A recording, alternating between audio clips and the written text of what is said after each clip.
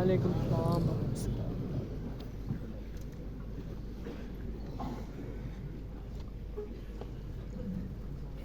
الحمد لله وكفى وسلام على عباده الذين اصطفى أما بعد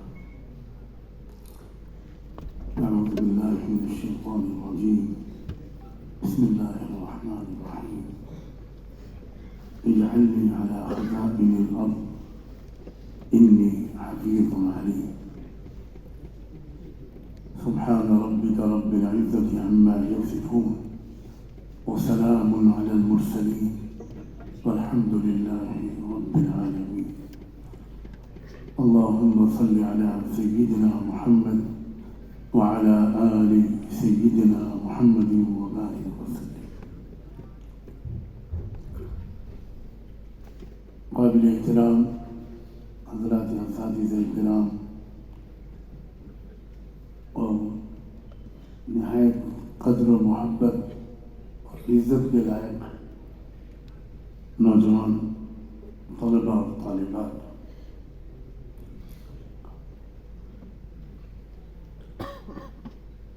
مجھے اور مجھ جیسوں کو،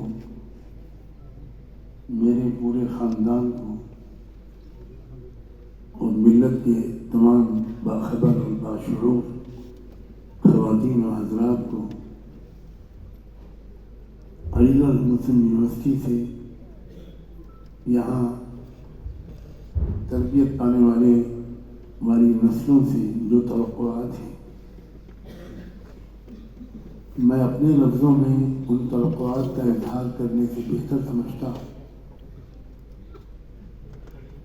کہ عالم اسلام کے متفق علیہ اور عظیم ترین رہبر شیخ الہند حضرت مولانا محمود حسن رحمۃ اللہ علیہ نے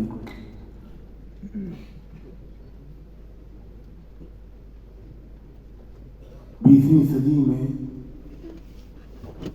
جب یہاں وہ آئے تھے سخت بیمار حالت میں، اسٹریچر پر لٹا کر ان کو لایا گیا تھا۔ اس وقت انہوں نے آپ سے یعنی علی گڑھ سے کیا کہا تھا، یونیورسٹی کے طلبہ سے کیا کہا تھا، ان کے الفاظ میں پڑھ کر سناتا ہوں۔ اس سے اندازہ ہوگا کہ ملک و ملت کے باخبر و باشعور لوگ آپ کو کس نظر سے دیکھتے ہیں۔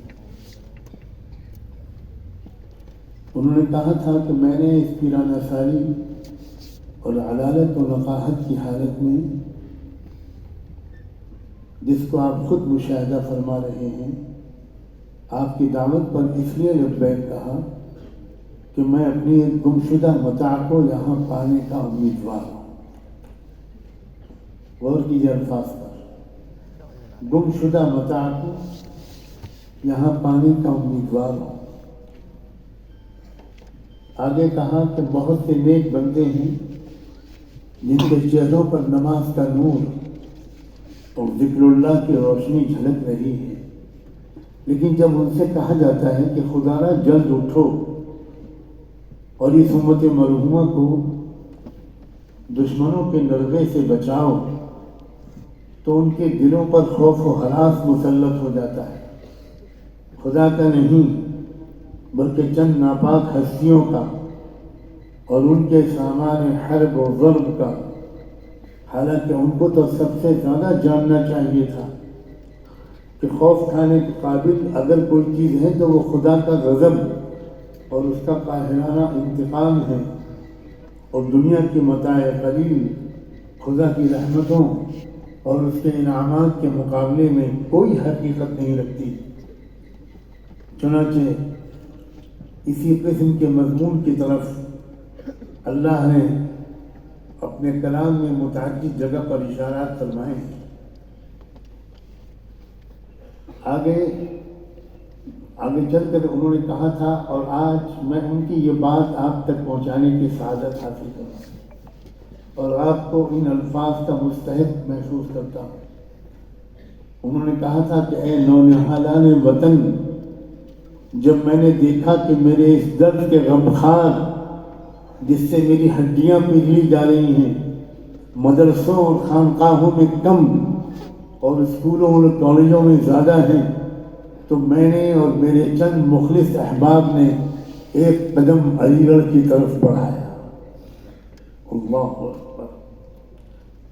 یہ وہ شخص ہے جو اپنے زمانے میں اہل مدرسہ و خانقاہ کا امام تھا، اور اسی سے مدرسہ و خانقاہ کی بابرکت شمع روشن ہے۔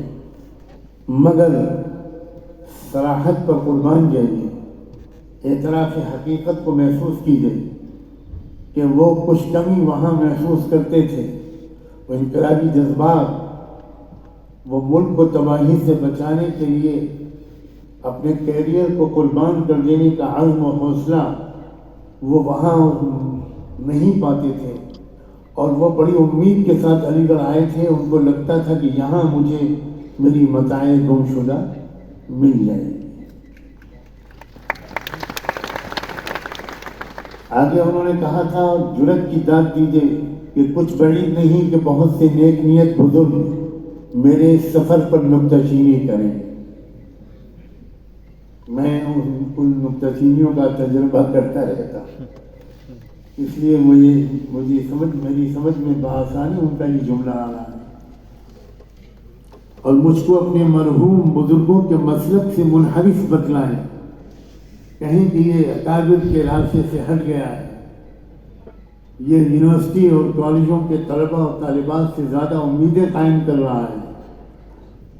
لیکن اہل نظر کہتے ہیں، اہل نظر سمجھتے ہیں کہ جس قدر میں بظاہر علی گڑھ کی طرف آیا ہوں، اس سے کہیں زیادہ علی گڑھ میری طرف آیا ہے۔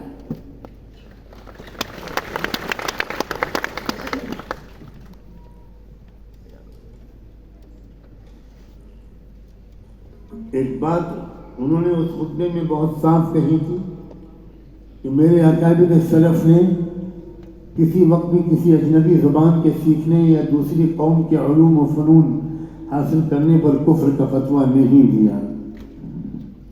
ہاں، یہ بے شک کہا گیا کہ اگر انگریزی تعلیم کا آخر اثر یہی ہے جو عموماً دیکھا جا رہا ہے کہ لوگ نصرانیت کے رنگ میں رنگ جائیں یا ملحدانہ گستاخیوں سے اپنے مذہب اور مذہب والوں کا مذاق اڑائیں یا حکومت کی پرستش کرنے لگیں، تو ایسی تعلیم پانے سے ایک مسلمان کے لیے جاہل رہنا ہی اچھا ہے۔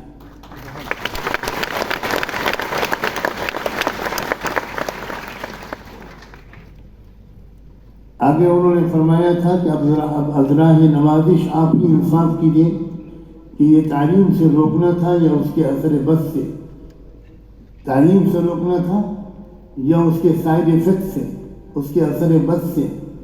اور کیا یہ وہی بات نہیں جس کو آج مسٹر گاندھی، یہ ذہن میں رکھیے گا، مسٹر گاندھی کو مہاتما گاندھی بنانے والے مولانا محمد علی جوہر اور شوکت علی تھے، ورنہ اس سے پہلے انڈیا میں کس کو ایک شخص بھی گاندھی جی کو مہاتما کے نام سے یاد نہیں کرتا۔ یہ لوگ بھول گئے ہیں، آپ تو نہ بھولیے۔ انہوں نے اس وقت بھی علی گڑھ کے اس تاریخ ساز خطبے میں مسٹر گاندھی کا یہ جملہ نقل کیا کہ ان کالجوں کی اعلیٰ تعلیم بہت اچھے اور صاف اور شفاف دودھ کی طرح ہے جس میں تھوڑا سا زہر ملا دیا گیا۔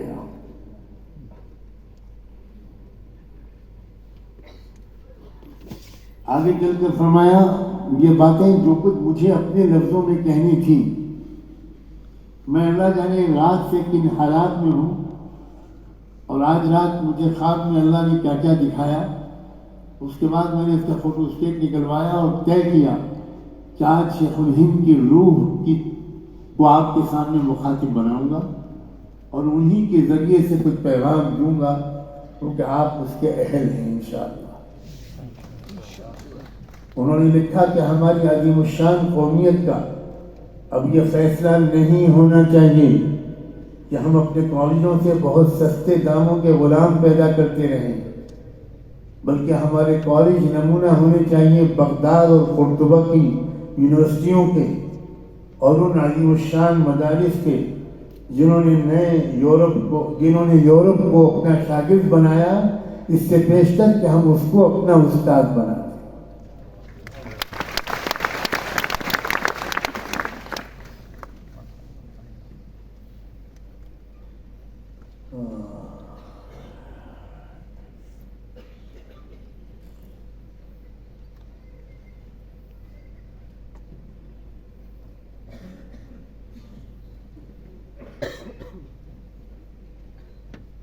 آج کا جو موضوع مجھے دیا گیا،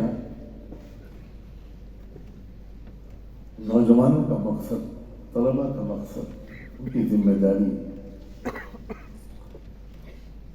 میں ایک رول ماڈل کو آپ کے سامنے رکھتا ہوں جسے قرآن نے ایک رول ماڈل کے طور پر پیش کیا ہے، اور کاش کہ ہمارے طلباء اور طالبات، ہمارا یوتھ ان کو اپنا رول ماڈل بنا لے اور ان جیسوں کو اپنا رول ماڈل بنا لے۔ نہایت افسوس کی بات ہے کہ ہماری ناقص معلومات، ہماری غلط تعبیرات کی وجہ سے انبیاء علیہ السلام کو رول ماڈل بنانے کا فیصلہ کرنے والے نوجوان بہت کم نظر آتے، اور اس کی ذمہ داری میں نوجوانوں پر نہیں ڈالتا۔ نبیوں کا تعارف جس طرح کرایا جا رہا ہے، اس کی وجہ سے طلباء ان کا احترام تو کرتے ہیں، درود و سلام بھیجتے ہیں، لیکن ان کو رول ماڈل بنانے کے لائق نہیں سمجھ پاتے، اس لیے کہ شاید نبیوں کی شخصیت اور تعلیمات کا کوئی ایک آدھ پہلو ہائی لائٹ کیا جا رہا ہے، ان کے وہ پہلو جس کی وجہ سے انہوں نے اپنے زمانے میں انقلاب برپا کیا، مظلوموں کو انصاف دلوایا، کمزوروں کو ان کے حقوق دلوائے، نابرابری کو ختم کر کے مساوات اور برابری کا پر مبنی ایک معاشرتی نظام قائم کیا، معاشی نظام میں عدل، معاشرتی نظام میں عدل، سیاسی نظام میں عدل، اور جو ہمہ جہتی تبدیلی ہر نبی نے اپنے دور میں پیش کی، کوشش کی اور کامیاب ہوئے، وہ ہمارے نوجوانوں کے سامنے اس طرح پر شاید نہیں بیان ہو پا رہا کہ وہ نوجوان ان کو اپنا رول ماڈل بنانے، کوئی کسی کرکٹر کو رول ماڈل بناتا ہے، کوئی کسی معاذ اللہ ایکٹر کو بناتا ہے، کوئی کسی پولیٹیکل ایکٹیوسٹ کو رول ماڈل بناتا ہے۔ میرے دل میں سب کا احترام ہے، ان سب کے اندر کچھ ٹیلنٹ ہے، تبھی ان کو یہ شہرت اور عزت ملی، انہوں نے محنت کی ہے تب ان کو وہ مقام ملا، لیکن نبیوں سے پڑھ کر میرے عزیز طلباء اور طالبات رول ماڈل بنانے کے لائق کوئی نہیں ہے۔ ایک رول ماڈل میں آپ کے سامنے پیش کرتا ہوں، یوسف علیہ السلام۔ ایک ایسے معاشرے میں لے آئے گئے، وہ عجیب و غریب طریقے سے، میں کیونکہ زیادہ وقت نہیں ہے اس لیے میں پورا واقعہ نہیں بیان کر پاؤں گا۔ جہاں وہ اکیلے تھے، ملک اجنبی، قوم اجنبی، بلکہ دشمن قوم، شاید بہت کم لوگوں کو یہ بات یاد ہوگی کہ مصری معاشرے میں فلسطینی شخص کو اسی نظر سے دیکھا جاتا تھا جس نظر سے ہمارے ملک میں دلتوں کو دیکھا جاتا ہے۔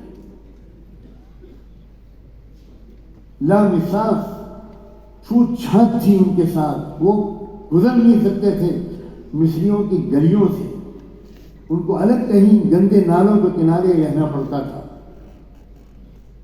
اس فلسطینی قوم کے فرد تھے یوسف علیہ السلام، اور کن تکلیفوں سے گزرے، وہ کنویں میں ڈالے گئے، پھر اس کے بعد وہ بیچے گئے، اور پھر اس کے بعد الزام لگایا گیا جھوٹا، اور پھر وہ جیل میں رہے، بے گناہی کے باوجود 9 سال تقریباً جیل میں گزارے۔ مگر کیا اس نوجوان کا کیا کیریکٹر تھا، کیسی پاک دامنی، کیسا ماحول کی گندگیوں سے اپنے آپ کو بچائے رکھنا، کس طرح اس ویژن کو باقی رکھا جو ان کو اپنے آباء و اجداد سے ملے تھے۔ ان کے والد بھی پیغمبر تھے، ان کے دادا بھی پیغمبر تھے، ان کے والد حضرت یعقوب تھے، ان کے باپ، ان کے دادا حضرت اسحاق تھے، اور ان کے پردادا حضرت ابراہیم تھے۔ دنیا کی سب سے مقدس پاکیزہ فیملی کے ابھرتے ہوئے نوجوان، اور اس پر بھی نہایت گندا الزام جھوٹا لگا کر جیل میں ڈال دیا گیا. عام طور پر یہ جو بھی جابرانہ حکومتیں ہوتی ہیں ان کا یہی انداز ہوتا ہے. کوئی بات بھی جو اس وقت ہو رہی ہے وہ نئی نہیں ہے، وہ تاریخ میں بار بار دہرائی جا چکی ہے. اگر قرآن سے ہمارا رشتہ مضبوط ہوتا تو ہم یہ محسوس نہ کر رہے ہوتے کہ آج جو ہو رہا ہے وہ پہلی مرتبہ ہو رہا ہے.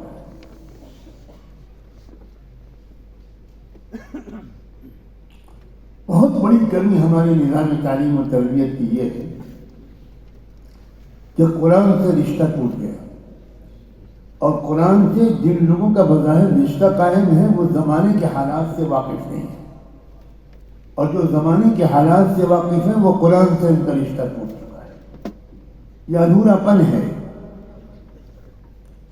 کہنے والے نے کہا تھا اور آپ بڑے فخر سے دہراتے ہیں، اور واقعی یہ جملہ فخر سے دہرانے کے لائق ہے کہ ایک ہاتھ میں سائنس اور دوسرے ہاتھ میں قرآن.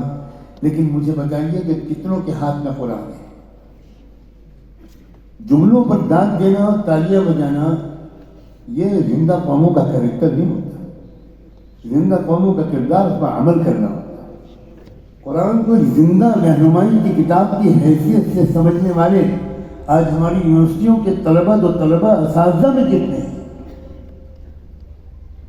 اور قرآن نہ سمجھنا یہ بنیادی سبب ہے ان تمام خرابیوں کو جو آج ہمارے اندر ہے. وہ چاہے غصے کی کیفیت ہو، جو قوم کے اندر فرسٹریشن جب بہت آگے بڑھ جاتا ہے تو وہ غصے کے لیمٹس کراس کر دیتا ہے، اور یا مایوسی اور فرسٹریشن کی کیفیت ہو، خوف زدگی، مستقبل کی طرف سے مایوسی. میں رب کعبہ کی قسم کھانے تک کہنے کو تیار ہوں، جو قرآن جس کے دل پر اترتا ہے، جو قرآن مجید کو زندہ کی رہنمائی کی کتاب کی حیثیت سے سمجھتا ہے، وہ کبھی غصے میں بھی نہیں آ سکتا، کبھی مایوس بھی نہیں.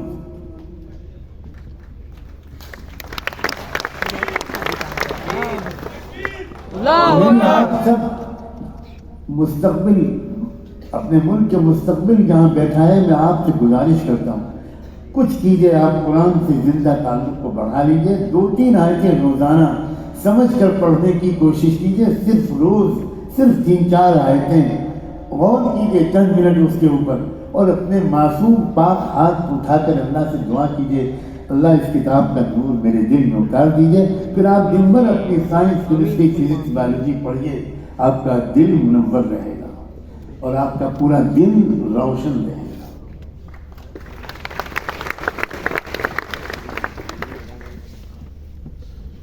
جیل کے زمانے میں 2 قیدیوں نے خواب دیکھا، ان خواب کی تعبیر بتائی. وہ 2 قیدی جو تھے وہ رائل پیلس کے ملازمین تھے جو کچن انچارج تھے.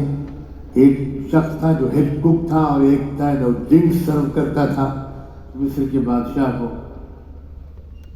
اور دونوں قتل کے الزام میں سزائے موت بھگت رہے تھے، ان کے انتظار میں تھے. مقدمہ چل رہا تھا آخری عدالت میں.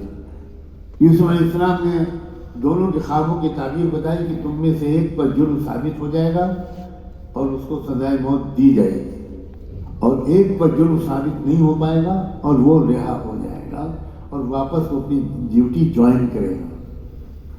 ایسے ہی ہوا.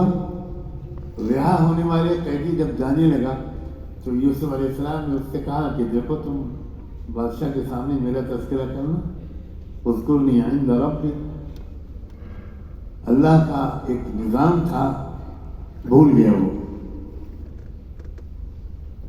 اپنی زندگی میں مشہور ہو گیا. پھر ایک زمانہ آیا کہ بادشاہ نے کوئی خواب دیکھا اور اس خواب کی تعبیر جاننے کے لیے وہ پریشان ہوا. بہت سے لوگوں سے پوچھا، وہ نہیں بتا سکے. تو اب اس قیدی کو یاد آیا اور اس نے کہا کہ سرکار، جیل میں ایک شخص ہے، خواب کی تعبیر کا بڑا ماہر، بڑا نیک پاک دامن انسان ہے. میرے خواب کی تعبیر اس نے بالکل سچی بتائی تھی. آپ مجھے اس کے پاس جانے کی اجازت دے دیجیے، بلکہ بھیج دیجیے. آپ کے خواب کی تعبیر میں اس سے پوچھ کر آتا ہوں. بادشاہ نے بھیج دی. خواب کی تعبیر بتا کر یوسف علیہ السلام نے واپس کر دیا. خواب کی تعبیر یوسف علیہ السلام نے جو بتائی وہ یہ کہ آپ کے ملک میں 7 سال تک قحط پڑے گا، سوکھا پڑے گا، ڈراٹ ہوگا. اس لیے میرا مشورہ یہ ہے، اب آپ کی تعبیر بتانے کے ساتھ ایک مشورہ دیا ہے، ملک کو اس فوڈ کرائسس سے بچانے کے لیے ایک ہمدردانہ اور ایک ایکسپرٹ اوپینین. مشورہ یہ تھا کہ آپ ساری فصلوں کو حکومت خرید لے کسانوں سے اور سرکاری گوداموں میں ان کو رکھے، پورے ملک کے ایک ایک گھر کا سروے ہو، جس گھر کو جتنے راشن کی ضرورت ہو اتنا ہی راشن 1 سال کے لیے دیا جائے، اور باقی غلے کو بالیوں میں محفوظ رکھا جائے. اگلے سال پھر ان کو نکالا جائے، اس طرح کنزیوم کیا جائے. بادشاہ حیران رہ گیا کہ ایک شخص جس کو بے گناہی کے باوجود ہماری حکومت نے جیل میں ڈالا ہوا ہے. یاد رکھیے چیف ایگزیکٹو ہوتا تھا اس وقت بھی وزیر اعظم. بادشاہ ایک اس کے پاس اختیارات تھے، لیکن روزمرہ کے معاملات کو بادشاہ نہیں دیکھتا تھا. بادشاہ کو یہ سن کر سخت تکلیف ہوئی کہ اتنا ذہین اور ہمدرد انسان وہ خواب کی تعبیر نہیں بتا رہا ہے، میرے ملک کو اس کرائسس سے بچانے کے لیے ایک مخلصانہ مشورہ بھیج رہا ہے. اس نے فوراً حکم دیا کہ اس کو رہا کیا جائے. بادشاہ کے حکم پہنچا یوسف علیہ السلام کے پاس جیل میں. سرکاری آفیسر سرکاری سواریاں لے کر پہنچے. یوسف علیہ السلام نے کہا کہ نہ، میں کسی کے احسان کے بوجھ لے کر رہائی قبول نہیں کروں گا. پہلے میرے کیس کا انویسٹیگیشن کیا جائے. مقدمہ ہی نہیں چلا آج تک. کیس چلے، جب ثابت ہو جائے کہ میں بالکل بے گناہ ہوں تب میں رہائی قبول کروں گا. میں سرکاری فیصلے سے رہائی قبول نہیں کروں گا، میں جوڈیشل فیصلے سے رہائی قبول کروں گا. اب سوچیں نبی کیا ہوتے ہیں. آپ کے ذہن میں نبی وہ ہے تو خالی نماز کی تقریر کرتا ہے. آپ نہیں سمجھ پا رہے ہیں، مجھے گستاخی معاف کریں. آپ کو نہیں معلوم کہ نبیوں سے زیادہ کمپریہنسو پریکٹیکل سائنٹیفک اپروچ رکھنے والی کوئی قیادت اس آسمان کے نیچے کبھی پیدا نہیں. اور پھر سید الانبیاء محمد مصطفیٰ احمد مجتبیٰ صلی اللہ علیہ وآلہ وسلم، ہم سب کی عزتیں ان کے قدموں پر قربان.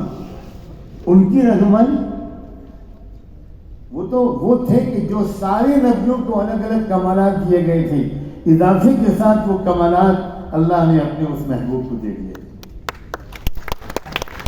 اس نے یوسف دم عیسیٰ ید بیضا داری آنچ خوباں ہم دارن تو تنہا دار.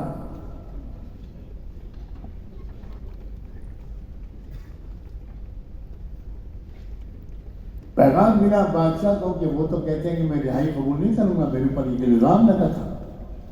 اس کا کیا ہوا؟ بادشاہ نے فوراً ریکارڈ طلب کیا، فائل مانگی، پڑھ کر حیران رہ گیا کہ یہ کیا ہو رہا ہے ہمارے ملک میں. فوراً اس نے کہا کہ میں اس مقدمے کی سماعت خود کروں گا. لوگ فاسٹ ٹریک ہیئرنگ کا نام لیتے ہیں. دیکھیں اس بادشاہ نے کس طرح کی ہیئرنگ کی. فوراً خود عدالت کے اپنے محل میں لگائی، جج کی کرسی پر بیٹھا، تینوں پارٹیز کو بلا لیا. یوسف علیہ السلام کو بھی سمن کیا، پرائم منسٹر کی بیوی کو بھی بلایا جس نے الزام لگایا تھا جھوٹا، اور جو سول سوسائٹی کی بیگمات تھیں جنہوں نے بات کا بتنگڑ بنایا تھا، نسبۃ فی المدینہ جس کو قرآن نے کہا ہے، ان کو بھی طلب کر لیا اور ایک ایک کی گواہی، ایک ایک کا بیان رجسٹر کیا. سب نے اعتراف کر لیا کہ ہم نے جھوٹا الزام لگایا. یوسف بالکل پنتامن. خود یوسف علیہ السلام سے آخر میں پوچھا آپ کچھ اسٹیٹمنٹ دینا چاہتے ہو تو آپ بھی دو. اللہ اکبر. یوسف علیہ السلام نے جو جواب دیا ہے نوجوانوں، جواب کا خلاصہ یہ ہے کہ بادشاہ سلامت مجھے دکھ ہو رہا ہے کہ یہ عورتیں میری وجہ سے شرمندہ ہو رہی. ماشاء اللہ. میں نے تو یہ جو کہا تھا کہ میرے الزام کی تحقیق ہو، وہ صرف اپنی بے گناہی ثابت ذلك ليعلم أني لم أخنه بالغيب وأن الله لا يهدي كيد الخائنين. میں صرف دو باتیں کہتا تھا. ایک تو یہ کہ وزیر اعظم کو یہ یقین ہو جائے کہ میں نے ان کی امانت میں کوئی خیانت نہیں. دوسری یہ بات بھی سب کو معلوم ہو جائے کہ جھوٹ کے پاؤں نہیں ہوتے. کچھ دن تک جھوٹ چلتا ہے پھر تھک کے بیٹھ جاتا ہے. سازشیں کامیاب نہیں ہوتی. وَأَنَّ اللَّهَ لَا يَهْدِي كَيْدَ الْخَائِنِينَ. لیکن مجھے دیکھ کر اچھا نہیں لگ رہا کہ یہ مستورات میری وجہ سے شرمندہ ہو رہے ہیں. اور بادشاہ سلامت، یہ تو میں بچ گیا تھا گناہ سے اس وقت. یہ میرے تقوی کا کمال نہیں ہے، یہ میرے رب کی رحمت ہے.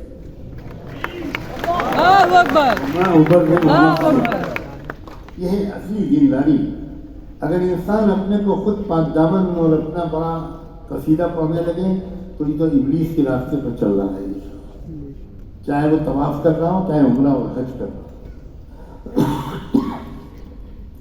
یوسف علیہ السلام نے کہا وما ابرئ نفسی، میں اپنے کو بے گناہ نہیں کہتا الا ما رحم ربی، میرے رب نے مجھے بچا لیا. بس اس وقت بادشاہ سلامت نے فیصلہ کیا، عدالت برخاست ہوئی. یوسف علیہ السلام سے بادشاہ نے کہا کہ جرم ثابت ہو گیا ہے وزیر اعظم کی بیوی کا بھی اور ان شہر کی بیگمات کے بھی. اب تمہارے ہاتھ میں ہے، چاہو تو معاف کر دو، چاہو تو سزا کا مطالبہ کرو، میں ان کو قانون کے مطابق سب سزا دوں گا. یوسف علیہ السلام نے کہا کہ نہیں، بالکل مجھے سزا سے کوئی دلچسپی نہیں ہے، آپ نے سب کو معاف کر. اس کے بعد بادشاہ اٹھے اور اٹھ کر اپنے محل میں اندر گئے، اپنی بیڈ روم میں یا اپنے کوئی خاص ملاقاتی کمرے میں، اور وہاں بلوایا یوسف کو. کہا میں 1 to 1 بات کرنا چاہتا ہوں. ائتونی بہ، میرے پاس لے کر آؤ یوسف کو. استخلصہ لنفسی، آج میں اپنا سب سے معتمد مشیر آج سے یوسف کو بناؤں گا. یوسف علیہ السلام سے تنہائی میں بیٹھ کر کہا یوسف انک اليوم لدینا مکین امین. پورے ملک کے وزراء میں، کابینہ میں، پارلیمنٹ کے ممبران میں، افسران میں، آفیسرز میں مجھے کسی پر بھروسہ نہیں ہے. سب کرپٹ ہیں، سب خود غرض ہیں، کسی کو ملک کی پرواہ نہیں ہے. یوسف تم اکیلے انسان، میں جانتا ہوں تم مصری قوم کے نہیں ہو، تم فلسطین کے ہو. میں یہ بھی جانتا ہوں کہ تم ہمارے مذہب کے نہیں ہو، تم دوسرے مذہب کے ہو.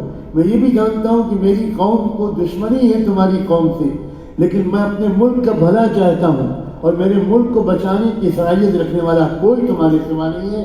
آج سے پورے ملک کا اقتدار تمہارے حوالے کرتا ہوں.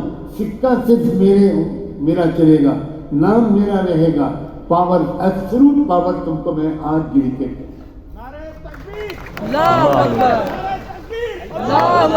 سنو نوجوانوں، اس کے جواب میں یوسف علیہ السلام نے کیا کہا؟ کیا یہ کہا کہ تھینک یو ویری مچ، بہت شکریہ آپ کا؟ نہیں، انہوں نے کہا اجعلنی علی خزائن الارض. دیکھیے، جو ڈپارٹمنٹ سب سے زیادہ شدید چیلنج کا، کرائسس کا شکار ہے، وہ ہے فوڈ کا مسئلہ. قوم آپ کے ملک کی اگلے 7 سال میں بھوک سے مرے گی، اور اسٹارویشن ہوں گے. یہاں لاکھوں کی تعداد میں لوگ بھوک سے مریں گے. اس وقت ضرورت ہے غلے کی ایگریکلچر ڈپارٹمنٹ اور فوڈ ڈپارٹمنٹ کو صحیح طور پر مینیج کرنے کی، کہ اس میں نہ مس مینجمنٹ ہو، نہ کرپشن ہو. اور میں کسانوں کے گھر کا ہوں. سنیے، یعقوب علیہ السلام کسان تھے، اسحاق علیہ السلام کسان تھے. فلسطین والوں کا ذریعہ معاش کھیتی کسانی تھا. انہوں نے کہا میں جانتا ہوں غلے کی حفاظت کیسے کی جاتی ہے. جو ملک غلے کو ایکسپورٹ کرتے ہیں، امپورٹ کرتے ہیں، وہ نہیں جانتے. جو ملک غلہ پیدا کرتے ہیں وہ جانتے ہیں. میں جانتا ہوں. آپ پوری حکومت میرے حوالے مت کیجیے، وہ سب آپ کو مبارک ہو. لیکن جہاں کرائسس کے شکار ہے آپ کا ملک، اس ملک کو کرائسس سے بچانے کی کانٹوں بھری ذمہ داری آپ میرے سر پر ڈالتے ہیں. صرف یہ محکمہ دے دیجیے. کیوں؟ اس لیے کہ 2 چیزیں میرے اندر ہیں. یہی سمجھانے کے لیے میں نے یہ پورا واقعہ سنا ہے اپنے نوجوانوں کو. انی حفیظ علیم.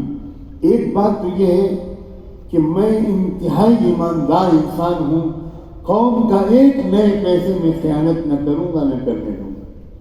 اور علیم، اور میں پروفیشنلی ایکسپرٹ ہوں اس غلے کی نظام کی حفاظت اور تقسیم کی.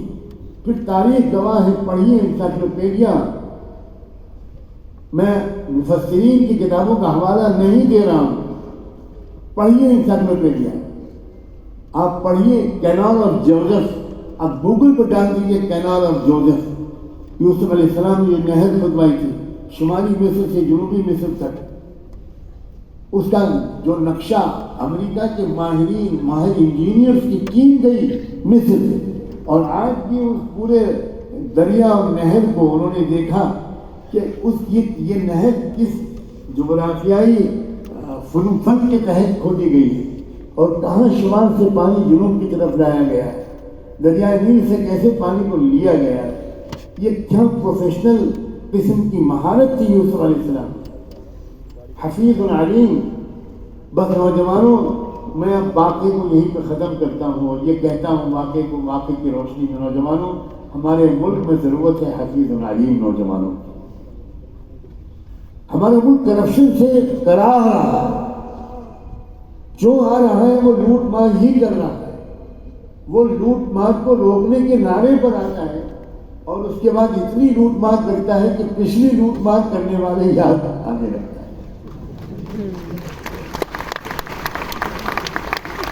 حضرت مولانا ابوالحسن علی ندوی فرمایا کرتے تھے کہ آج کل کے ڈیموکریٹک سسٹم میں اپوزیشن پارٹیز یہ نہیں چاہتی کہ برائیاں نہ ہوں، صرف یہ چاہتی ہیں کہ برائیاں کبھی کبھی ہماری نگرانی میں بھی ہوا. اپوزیشن پارٹیز کا صرف ایک ہی خیال ہوتا ہے کہ بھائی 10 سال ہو گئے، اب آپ کے خزانے بھر گئے، ہمارے جیبیں خالی ہو گئی، اب بھگوان کے لیے ہم کو موقع دے. ہمارے بچے بھوکے مر جائیں گے، کیا کریں؟ ہم کو بھی بھیجنا ہے ہارورڈ اور اسٹینفرڈ اپنے بچوں کو، تھوڑا ہمیں کمانے کا موقع دے دیجیے. اور پھر کچھ انڈرسٹینڈنگ ہو بھی جاتی ہے تو رزلٹ بدل جاتے ہیں. بہت ترقی یافتہ ہے ہمارا ملک. میں کس زبان میں آپ سے کہوں کہ آپ کے دل میں یہ بات اتر جائے. صرف علی گڑھ مسلم یونیورسٹی کے نوجوان طلباء اور طالبات، صرف اس یونیورسٹی کے طلباء اور طالبات اگر ایک بات طے کریں کہ مجھ کو صرف اپنے کیریئر کے لیے نہیں پڑھنا، مجھ کو اپنے ملک کے لیے پڑھنا ہے، مجھ کو اپنی ملت کے لیے پڑھنا ہے، مجھ کو اپنی قوم کے لیے پڑھنا ہے، اپنے ضلع کے لیے پڑھنا ہے، اپنی تحصیل اور گاؤں اور بلاک کی ترقی کے لیے پڑھنا ہے، آل راؤنڈ ڈیولپمنٹ کے لیے مجھے کچھ کام کرنا ہے. کیسے دیکھ پا رہے ہیں علی گڑھ کے نوجوان کہ کسان اپنی بنیادی حقوق کے لیے بار بار آندولن کر رہے ہیں. علی گڑھ اس لیے نہیں بنا تھا کہ آپ اپنا کیریئر بنائیں اور آپ جا کر IAS آفیسر بنیں اور آپ جج بنیں اور آپ ڈاکٹر بنیں اور آپ وہی کریں جو دوسری قوموں کے لوگ کر رہے ہیں. اس لیے علی گڑھ نہیں بنا، بالکل قطعاً اس لیے نہیں بنا. شخصیت کے پاس کوئی کمی نہیں تھی، ان کو تو ملک برطانیہ سے اعزازات ملے تھے. وہ چاہتے تو پوری زندگی سرکاری مہمان بن کر برطانیہ میں رہتے سراخوں پر، لیکن وہ کس مزاج کے انسان تھے ذرا غور کیجیے. کس طرح کا کیریکٹر آپ کے اندر ہونا چاہیے. سر سید مرحوم کے حوالے سے کہہ رہا ہوں، میں یہاں کسی اور کا حوالہ نہیں دوں گا. میں اس خاندان سے تعلق رکھتا ہوں جس سے کسی فرد نے ایک زمانے تک علی گڑھ یونیورسٹی میں تعلیم نہیں پائی، مگر میرے بڑے بھائی علی گڑھ مسلم یونیورسٹی کے اقلیتی کردار کی لڑائی میں 1 سال کے قریب جیل میں رہے اور ان پر حکومت چارج شیٹ نہیں پیش کر سکی. جس طرح اس زمانے میں ٹاڈا اور کوٹا وغیرہ ہوتا ہے، اس زمانے میں DIR ہوتا تھا، ڈیفینس آف انڈیا رولز. اس کے تحت میرے سگے بڑے بھائی کو گرفتار کیا گیا جب انہوں نے الہلال اور بلاغ کی یاد تازہ کرنے والے اخبار نظام ملت کا ایک اسپیشل ایشو نکالنے کا اعلان کیا علی گڑھ مسلم یونیورسٹی نمبر، صرف نمبر نکالنے کا اعلان کیا کہ حکومت کے ایوانوں میں زلزلہ آ گیا، اور انتھک کوشش کی ایجنسیز نے کہ چھپنے سے پہلے اس نمبر کے اندر کیا مضمون آ رہے ہیں وہ مل جائیں، جبکہ وہ مضمون زیادہ تر غیر مسلم رائٹرز کے لکھے ہوئے تھے، سپریم کورٹ کے ریٹائرڈ ججز اور سٹنگ ججز یا پریکٹیشنرز کے، لائرز کے مضمون تھے، جس میں ثابت کیا گیا تھا کہ علی گڑھ یونیورسٹی کا جو اقلیتی کردار ہے یہ اس کو ختم کرنا انڈیا کے دستور کی خلاف ورزی ہے، اس قرار نامے کی خلاف ورزی ہے جس کے تحت علی گڑھ کو مخصوص مقام دیا گیا تھا۔ اخبار ابھی چھپا بھی نہیں تھا، میں اس رشتے کو بیان کر رہا ہوں جو ہمارے خاندان کے بچے کے اندر روئے میں خون کے قطرے میں علی گڑھ سے جو محبت ہے، باوجود اس کے کہ ہم نے براہ راست اولڈ بوائے ہونے کا شرف حاصل نہیں کیا۔ ایک امتحان تو میں نے ضرور یہاں آ کر دیا، ہائی اسکول انگلش اونلی کا۔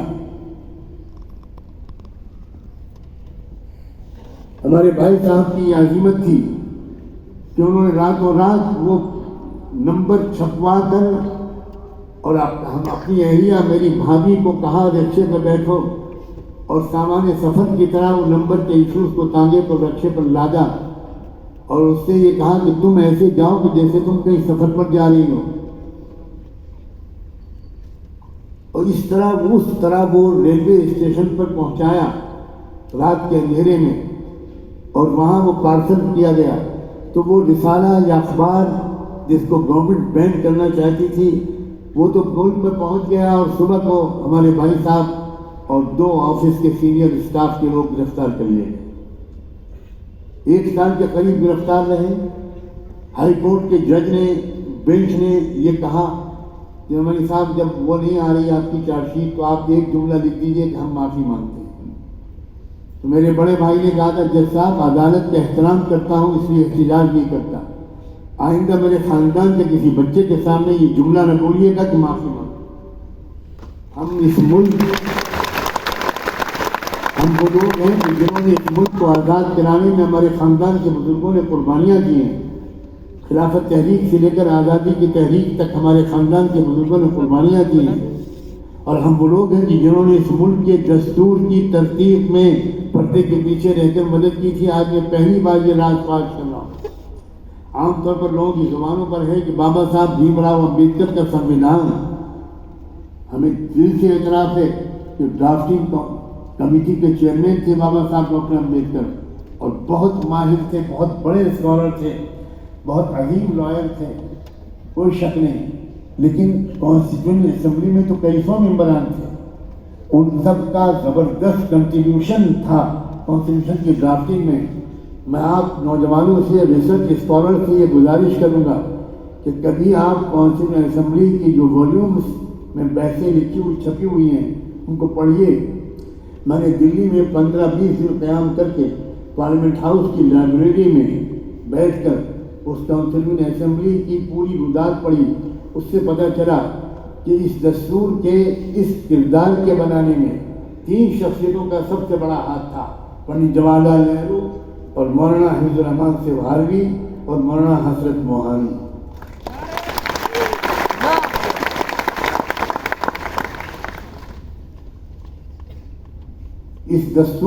یہ جو دستور بنا ایک معاہدہ تھا، ہم اس ملک میں رہنے کا فیصلہ کر رہے ہیں ایک معاہدے کے تحت۔ یہاں ہر ایک کو اپنی کلچر، اپنی تہذیب، اپنے مذہب، اپنے عقیدے کے مطابق جینے کی، اس کو تبلیغ کرنے کی، اس کا تشہیر کرنے کی، اور اس کے مطابق تعلیمی ادارے قائم کرنے کی پوری آزادی ہوگی، اور ہمیں کسی بھی طرح کی مایوسی مستقبل کے بارے میں نہیں ہونی چاہیے۔ بلکہ میں تو خوشخبری سناتا ہوں کہ گئے دن کے تنہا تھا انجمن میں اب اس ملک میں ظالموں کی تعداد کم ہے، مظلوموں کی تعداد زیادہ ہے۔ آپ نوجوانوں کو کرنا یہ چاہیے کہ آپ آئیڈینٹیفائی کریں کہ اس ملک میں کون کون سی سماجی اکائیاں وہ ہیں جو مظلوم ہیں، جو ظلم و ستم کا شکار ہیں۔ ہم یہ جو سمجھ رہے ہیں کہ ہم اکیلے مظلوم ہیں، اس کو بھی بڑا دخل ہے ہمارے اندر مایوسی اور خوف جیسے منفی احساسات کے پیدا ہونے میں۔ اس ملک کے سکھ بھی مظلوم ہیں، اس ملک کے کرسچنس بھی مظلوم ہیں۔ منی پور میں جو کچھ ہوا ہے وہ کوئی بہت پرانی بات نہیں ہے۔ میں ابھی پچھلے مہینے منی پور کے دورے پر گیا تھا۔ میں آپ کو کیا بتاؤں کہ وہاں کیا کیا چیزیں میرے سامنے آئیں، کیا گفتگویں میری رہی چرچ کے لوگوں سے۔ صاف صاف اعتراف کیا چرچ کے لوگوں نے کہ ہم بہت بڑی غلط فہمی میں تھے۔ میں نے ان کو بتایا کہ میرے بھی great bishop of Bombay, cardinal of Chennai, ان لوگوں سے میری 10-15 سال سے گفتگو چل رہی، اور میں بار بار میٹنگوں میں ان سے کہتا رہا ہوں کہ یو آر ایبسولوٹلی رانگ، آپ سمجھ نہیں پا رہے ہیں کہ یہ ملک کدھر جا رہا ہے۔ آپ سمجھ رہے ہیں کہ آپ کو کوئی نقصان نہیں پہنچے گا، آج نہیں تو کل آپ کی باری آئے گی۔ ایک چھوٹی نگاہ رکھنے والوں کے ہاتھ میں بدقسمتی سے ملک آ گیا ہے۔ یہ ملک ہمارا بھی ہے، یہ ملک، اس ملک کے آزاد کرانے میں ہمارے لوگوں نے بڑی زبردست قربانیاں دی ہیں۔ لیکن اب کیا ہو رہا ہے؟ ماضی کی داستان سنانے کے بجائے میں اپنے نوجوانوں سے یہ کہنا چاہتا ہوں کہ نوجوانوں، خوش نصیب ہو کہ تم علی گڑھ میں پڑھ رہے ہو، صرف ڈگری نہ حاصل کرو، سر سید کا کردار بھی اپناؤ۔ سر سید کے اخلاق، سر سید کے عزائم، سر سید کے جذبات، حالات کو ریڈ کرنے کا سر سید کا انداز، مستقبل کو سنوارنے کے سلسلے میں سر سید کا جو پازیٹیو اپروچ تھی، اس میں کوئی مصالحت، کوئی سرنڈر نہیں تھا، بلکہ وہ ایک ریئلسٹک پریگمیٹک اپروچ تھی، جس کے ذریعے سے وہ اپنی قوم کے لیے ایک موقع دلانا چاہتے تھے، اس سے پہلے کہ قوم کا میسیکر ہو اور قوم پوری طرح کچلی جائے، قوم اپنے پیروں پر کھڑی ہو۔ اور ان کو احساس تھا اس بات کا کہ کچھ میرے پاس ہے اور کچھ مجھے کہیں اور سے دینا پڑے گا۔ اس معاملے میں وہ بخیل نہیں تھے، ان کے اندر یہ غرور و تکبر اور یہ کمپلیکس نہیں تھا کہ علی گڑھ کو کہیں اور سے کچھ سیکھنے کی ضرورت نہیں ہے اور سر سید کو کسی اور شخصیت کے اعتراف کی کوئی ضرورت نہیں ہے۔ یہ دونوں جملے میں نے بہت اہم کہے۔ علی گڑھ کو کہیں اور سے کچھ لینے کی ضرورت نہیں اور سر سید کو کسی اور سے کچھ سیکھنے کی ضرورت نہیں۔ ان دونوں غلط فہمیوں سے سر سید کا پاک دل و دماغ بالکل صاف تھا، بالکل محفوظ تھا۔ میں آپ کو پڑھ کے سنانا چاہتا ہوں۔ حضرت مولانا محمد قاسم نانوتوی کا نام آپ نے بارہا سنا ہوگا۔ دو ہی شخصیتوں کے نام لیے جاتے ہیں۔ تعلیم و تربیت کا جب موضوع چھڑتا ہے تو ایک طرف سر سید کا نام آتا ہے، ایک طرف حضرت نانوتوی کا نام آتا ہے۔ حضرت مولانا قاسم نانوتوی جو دارالعلوم دیوبند کے بانی تھے، ان کی وفات پر سر سید مرحوم نے علی گڑھ انسٹیٹیوٹ گزٹ کی اشاعت 24 اپریل سن 1880 میں ایک مضمون لکھا تھا، تقریباً 200 سال ہونے والے، 200 سال۔ اس میں لکھتے ہیں، کسی ایسے شخص کا اپنے کسی ایسے معاصر کے بارے میں اظہار رائے کرنا جو اس شخص کے عقائد و افکار اور رجحانات سے شدید اختلاف رکھتا ہو۔ غور کیجیے، حضرت نانوتوی کو سر سید مرحوم کے کچھ افکار و خیالات سے شدید اختلاف تھا۔ ظاہر ہے کہ کس بلاگ حیثیت کا حامل ہو سکتا ہے۔ حضرت نانوتوی، حضرت سر سید نے اپنے ایک دوست کو خط میں لکھا تھا، اگر جناب مولوی محمد قاسم صاحب تشریف لاویں تو میری سعادت ہے، میں ان کی کفش برداری کو اپنا فخر سمجھوں گا۔ یہ ہے علی گڑھ کی تہذیب۔ اس شخص کے بارے میں کہہ رہے ہیں جن کے درمیان، ان کے درمیان کچھ فکری اختلاف تھا۔ ہمارا انداز کیا ہے، یعنی کسی ایک پہلو سے ہم کو اتفاق نہیں ہوتا تو ہم اس کی پوری شخصیت کو ڈسٹ بن میں پھینک دیتے۔ یہ بہت غلط راستہ ہے، اور کسی کی شخصیت کے کچھ پہلوؤں کی ہمارے دل میں قدر ہوتی ہے تو ہم اس کو نبی معصوم بنا دیتے ہیں۔ یہ دونوں طرف کا جو رویہ ہے، رائٹسٹ اور لیفٹسٹ، شرافت کا رویہ دونوں کے درمیان کا ہے۔ ہو سکتا ہے آپ کو میرے کچھ خیالات سے اتفاق نہ ہو، اور بالکل ہو سکتا ہے کہ مجھے آپ کے کچھ خیالات سے اتفاق نہ ہو، لیکن ان دو ایک خیالات سے چھوڑ کر باقی کتنی خوبیاں آپ کے اندر ہیں، میں کیوں اپنے آپ کو اس سے محروم کر رہا ہوں؟ یہ سیکھنے کی ضرورت ہے نوجوانوں۔ حضرت نانوتوی کیا لکھتے ہیں؟ ہاں، اس میں کچھ شک نہیں کہ سید صاحب کی اولو العزمی اور درد مندی اہل اسلام کا میں معتقد ہوں۔ اب سنیے، حضرت نانوتوی کو اختلاف ہے سب سید سے، لیکن کہہ رہے ہیں کہ میں ان کی درد مندی کا، ان کے اولو العزمی کا، دو لفظ بولے، میں معتقد ہوں، اور اس وجہ سے ان کی نسبت اظہار محبت کروں تو بجائے۔ حضرت نانوتوی کی وفات کے بعد سر سید مرحوم نے جو مضمون لکھا تھا، جس کا میں نے ابھی ذکر کیا، 15 اپریل 1880 کو جو انتقال ہوا تھا، اس مضمون میں لکھتے ہیں وہ،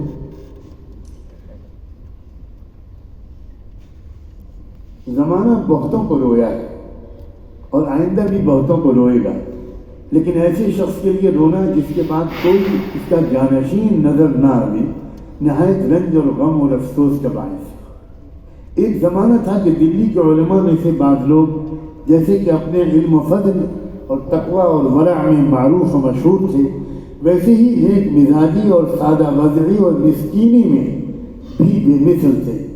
لوگوں کا خیال تھا کہ بعد جناب مولوی محمد اسحاق صاحب کے کوئی شخص ان کی مثل ان تمام صفات میں پیدا ہونے والا نہیں ہے، مگر مولوی محمد قاسم مرحوم نے اپنی کمال نیکی اور دینداری اور تقوی اور ورع و مسکینی سے ثابت کر دیا کہ اس دلی کی تعلیم و تربیت کی بدولت محمد اسحاق صاحب کی مثل اور شخص کو بھی خدا نے پیدا کیا ہے، بلکہ چند باتوں میں ان سے زیادہ۔ اختلاف کے باوجود ایسا اعتراف، لکھتے ہیں بہت لوگ زندہ ہیں جنہوں نے مولوی محمد قاسم صاحب کو نہایت کم عمر میں دلی میں تعلیم پاتے دیکھا۔ ابتدائی سے آثار تقوی اور ورع اور نیک بختی اور خدا پرستی کے ان کے اوضاع اور اطوار نمایاں تھے۔ زمانے تحصیل علم میں جیسے کہ وہ ذہانت اور عالی دماغی اور فہم و فراست میں معروف و مشہور تھے، ویسے ہی نیکی اور خدا پرستی میں بھی زبان زدے اہل فضل و کمال تھے۔ ان کو جناب مولوی مظفر حسین صاحب کاندھلوی کے صحبت میں اتباع سنت پر بہت زیادہ راغب کر دیا تھا، اور حاجی امداد اللہ رحمۃ اللہ علیہ کے فیض صحبت نے ان کے دل کو ایک نہایت اعلیٰ رتبے کا دل بنا دیا۔ غور کریں میرے عزیز نوجوان، سر سید کن پہلوؤں کی تعریف کر رہے ہیں، کن پہلوؤں سے اپنے شدید اعتقاد اور تاثر کا اظہار کر رہے ہیں۔ نیکی اور خدا پرستی حضرت نانوتوی کی، پھر اتباع سنت، پھر حضرت حاجی امداد اللہ کے فیض صحبت نے ان کے دل کو ایک نہایت اعلیٰ رتبے کا دل بنا دیا تھا۔ تو سر سید کے دل میں اہمیت کتنی ہے اتباع سنت کی، اہمیت کتنی ہے کسی صاحب دل کی صحبت کی۔ اس سے زیادہ کیجیے کہ سر سید کی شخصیت کیا تھی۔ شخصیت کے ایک آدھ پہلو کو اجاگر کر دینا، دوسرے پہلوؤں کو ذرا نظر انداز کر دینا شعوری یا غیر شعوری طور پر، یہ تو اپنے ساتھ بھی ظلم ہے، اور سر سید کی شخصیت کی ناقص ترجمانی تو ہے ہی۔ اتباع سنت ہر علی اسٹوڈنٹ کے اندر ہونا چاہیے اگر وہ سر سید کا قدردان ہے۔ اہل اللہ کی صحبت، اصحاب دل کے قدر اور ان کی نگرانی اور رہبری میں زندگی کا یہ سفر طے کرنا، یہ سر سید کی میراث بھی ہے، یہ صرف حضرت نانوتوی کی میراث نہیں ہے۔ آگے لکھتے ہیں، اور ایک نہایت علاوہ اس کے اور چند انہی کی کوشش سے علوم دینیہ کی تعلیم کے لیے نہایت مفید مدرسہ دیوبند میں قائم ہوا۔ اب غور کیجیے، دیوبند کو علی گڑھ کی قدر آ جائے، علی گڑھ کو دیوبند کی قدر آ جائے، ملت اسلامیہ ہندیہ کے مسائل حل ہونا شروع ہو جائیں۔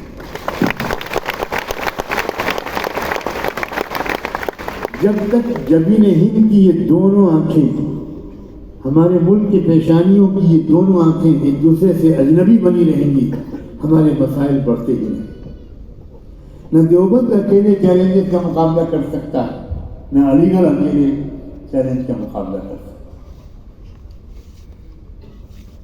ایک طرف وہ لوگ ہیں جو کچھ قرآن کو سمجھتے بھی ہیں مگر زمانے کو نہیں سمجھ سکتے، کیونکہ زمانے کو سمجھنے کے لیے ہر زمانے میں ایک زبان ہوتی ہے، وہ زبان ماسٹر کی ہوتی ہے اس زمانے کو سمجھنے کے لیے۔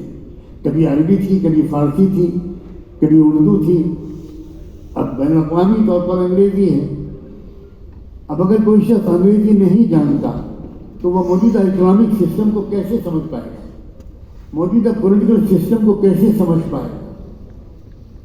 اور اگر کوئی شخص انگریزی اور اکنامک سب جانتا ہے مگر قرآن نہیں جانتا، وہ سورہ روم کا سمجھا ہوا نہیں ہے، وہ حضرت لقمان کی نصیحتوں کو سمجھا ہوا نہیں ہے، وہ اسلام کی جو تجارت کے سلسلے کی ہدایات ہیں ان کو سمجھا ہوا نہیں ہے، اسلام کی جو معیشت کے سلسلے میں، سیاست کے سلسلے میں، گورننس کے سلسلے میں، عورتوں کی عظمت اور ان کے حقوق کے سلسلے میں، اولاد کی تربیت کے سلسلے میں، فیملی سسٹم کے سلسلے میں،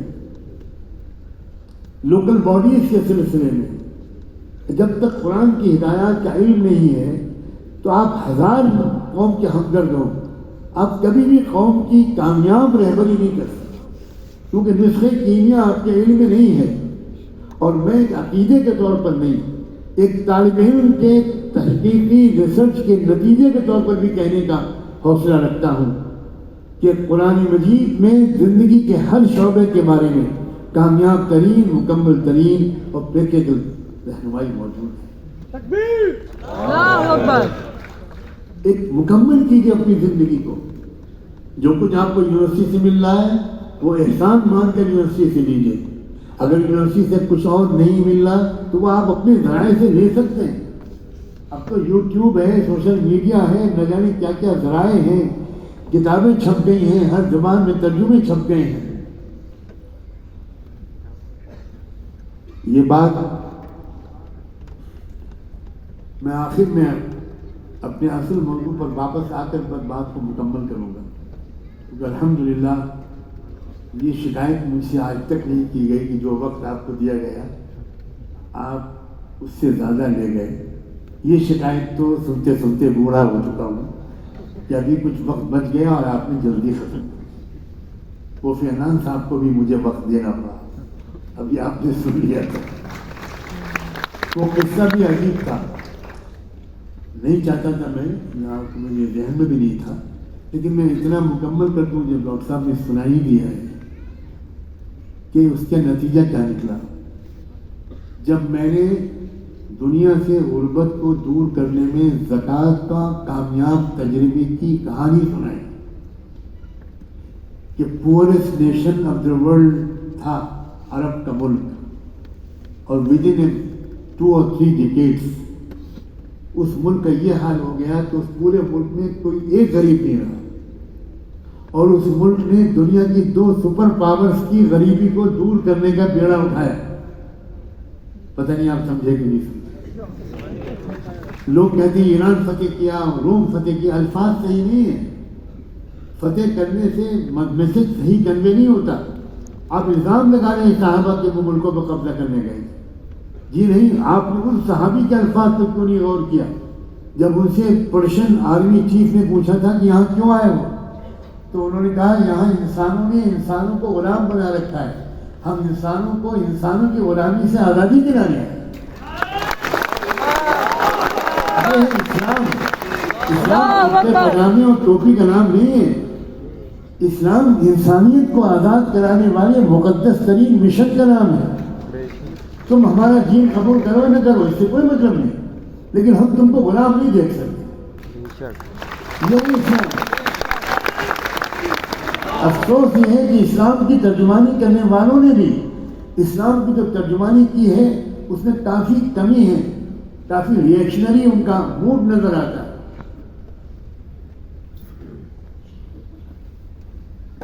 جو بات میں نے شروع میں کہی تھی، نوجوانوں آج کسی طرح تم پختہ نیت کرو اور 2 رکعت نماز پڑھ کے اللہ سے معافی مانگو، اور اگر یہاں نان مسلم ہمارے نوجوان بچے بیٹھے ہیں تو وہ جس خدا پر یقین رکھتے ہیں اس سے دعا مانگو، یہ دعا مانگو کہ ہم لوگ مل کر اس ملک کو کرائسس سے نکالیں۔ انشاءاللہ یہ ہمارا پیارا ملک ہے، اس میں بڑی خوبیاں ہیں، بڑا ٹیلنٹ ہے، روحانیت اور سائنٹیفک دونوں قسم کا جو ٹیمپرمنٹ ہے بہت کم ملکوں کو ملا ہے۔ میں دنیا بھر میں تقریباً گھوم کر یہ دیکھ کر آیا ہوں کہ جو روحانیت کا اور سائنٹیفک میتھمیٹیکل جو مینٹل ہماری صلاحیت ہے وہ جس طرح کی سب کانٹیننٹ کے پاس ہے، انڈیا، پاکستان اور بنگلہ دیش، اتنی شاید دنیا میں کہیں نہیں۔ مغربی ملکوں میں سائنٹیفک صلاحیت ہے، روحانیت نہیں۔ بہت سے مشرقی ملکوں میں روحانی صلاحیت ہے، سائنٹیفک نہیں۔ ہمارا ملک اور یہ سب کانٹیننٹ وہ ہے جس میں روحانیت کی صلاحیت بھی بھرپور ہے اور سائنٹیفک صلاحیت بھی بھرپور ہے۔ یہ دونوں صلاحیتیں یکجا ہو جائیں، جس دن یہ یکجا ہو گئی اور علی گڑھ کا لیڈنگ رول ہو گیا، یقین مانو اس ملک کو کرائسس سے نکالنے میں آپ کا لیڈنگ رول ہوگا۔ صرف مسلمان آپ کی طرف امید کی نظر سے دیکھ رہے ہوں، یہ کہنا مجھے آپ کی توہین نظر آتی ہے، اور یہی بات میں اپنی بچیوں سے بھی کہہ رہا ہوں۔ میں بہت بڑی تعداد میں نان مسلم لڑکیاں مجھ سے ملتی رہتی ہیں، میں ان سے ملتا رہتا ہوں، مجھ سے میں مخاطب ہوتا ہوں۔ 10-10 20-20 ہزار نان مسلم لڑکیاں بعض وقت ایک جلسے میں آ جاتی ہیں، مختلف قوموں سے تعلق رکھتی ہیں، لیکن مجھے یہ بہت بڑی ذمہ داری ہے، میرے کندھوں پر یہ فخر کی بات نہیں ہے کہ کروڑوں یا لاکھوں غیر مسلم بھی مجھ سے کچھ محبت رکھتے ہیں، امید رکھتے ہیں، اس لیے کہ میرا دل ہر طرح کے غیر، غصے، انتقام کے جذبات سے بالکل پاک ہے۔ ملک ہمارا ہے، کچھ لوگ اگر غلط اپروچ اختیار کر رہے ہیں تو یہ کچھ لوگوں کی غلطی ہے، یہ ملک کا بیماری نہیں ہے۔ ملک کو تو ہم کو نجات دلوانا چاہیے کرپٹ لوگوں سے۔ اس کرپٹ لوگوں کا نام عربی میں ہو تب بھی وہ کرپٹ ہے، اردو میں ہو تب بھی کرپٹ ہے، ہندی میں ہو، گجراتی میں ہو تب بھی وہ کرپٹ ہے۔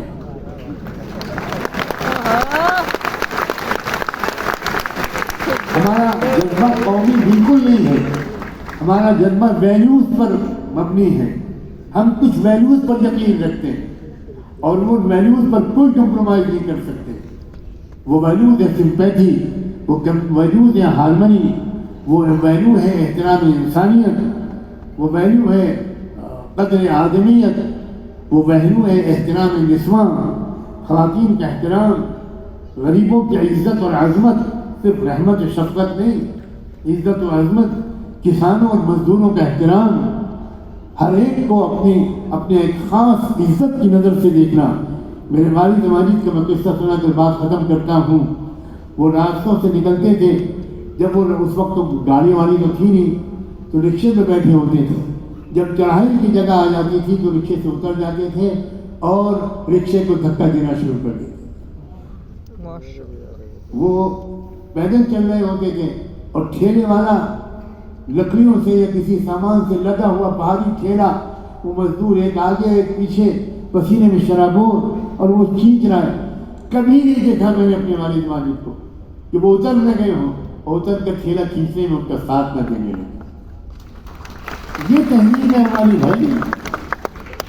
اور پھر اس کے بعد جب وہ ایک جگہ پر آ کر وہ بیچارے بہت گڑگڑاتے تھے، نہیں بابا یہ تو ہمارا کام ہے، تو والد صاحب اپنے رومال سے ان کا پسینہ پوچھتے اور ان کو دونوں ہاتھ پھیلا کر 5 روپے 10 روپے کا ہدیہ دیتے تھے اور کہتے تھے تم لوگ حلال کمائی کھا رہے ہو، تم چوری کر سکتے تھے، چوری کر کے بھی کھا سکتے تھے، مگر تم کتنے اچھے منشیہ ہو، تم حلال کمائی کھا رہے ہو، بیٹا ذرا یہ پیسے دے رہا ہوں، تھوڑے سے کچھ اچھی چیز گھر میں پکوا کے کھا لیں۔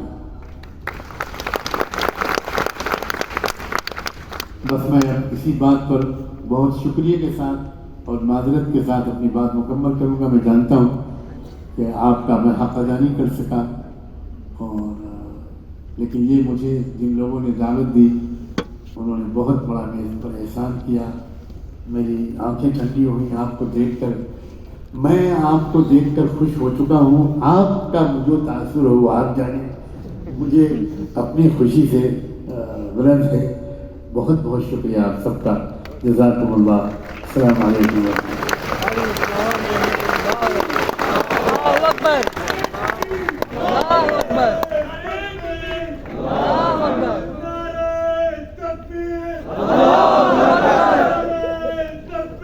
اللہ اکبر،